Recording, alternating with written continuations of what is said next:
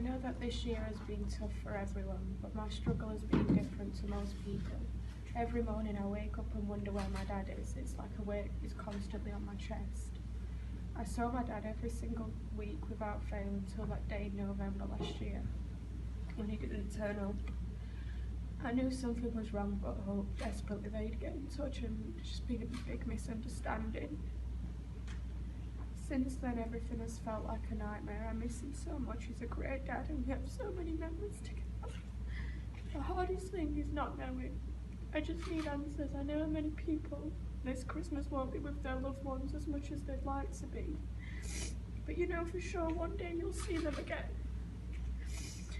I'm stuck in this horrible situation of not knowing. I've come here today on my dad's birthday to appeal to you, the community of South Yorkshire, to help me. Someone must know what's happened to my dad. Please just come forward and tell me what you know. It doesn't have to be directly to the police. There are other ways to make sure that they get the information without you having to give your own details. I just ask that when you start your Christmas celebrations this year, you think of me and my dad, and how you coming forward could make a massive difference to our lives. And I just want to say, Dad, if you see this, please just let me know that you're okay. That's all that I need this Christmas.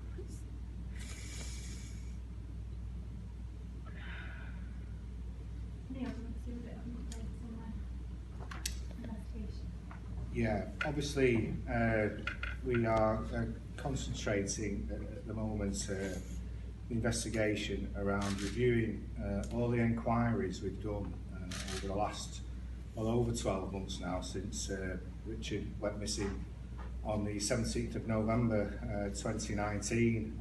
Obviously he was last seen around about 11 o'clock in the evening on that date at Sheffield Road, Hoyland in Barnsley. And there's been no contact from him to anybody from that date to this date, and we are obviously really concerned about what's happened to him. It's very unusual for somebody, certainly in this day and age with all the technology that we've got at our disposal, to just totally disappear and not have any kind of contact with anybody. We know that he's very close to Bethany.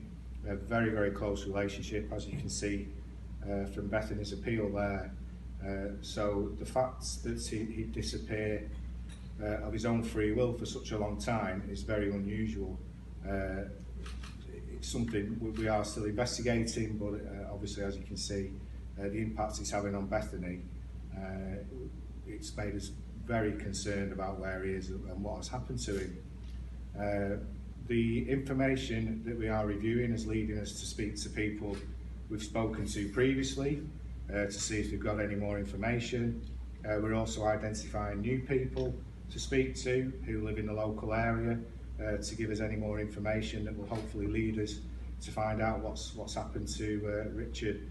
And we're also reviewing CCTV footage around the time, doing a lot of work, technical work around phone work, etc.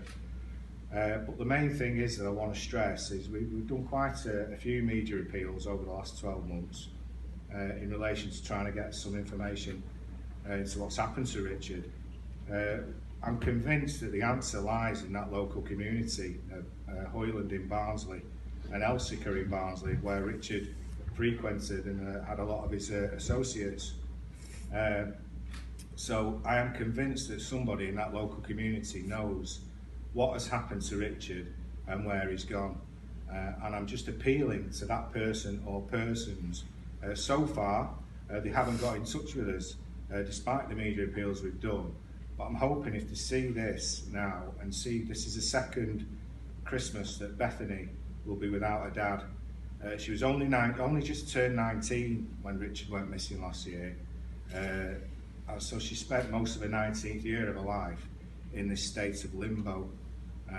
She's a young girl, she's trying to get on with her life, and she just wants to know what's happened to her dad. So please, if there is anybody in that local community can give us that answer and lead us on to where we want to go with this investigation, I'd be very, very grateful. And as Bethany says, you don't have to phone the police direct yourselves if you don't want to give details. you can phone Crime Stoppers up and just give us the information from that. So once again, please, if you have got any information, just tell us. And for Bethany's sake, please just tell us. Thank you.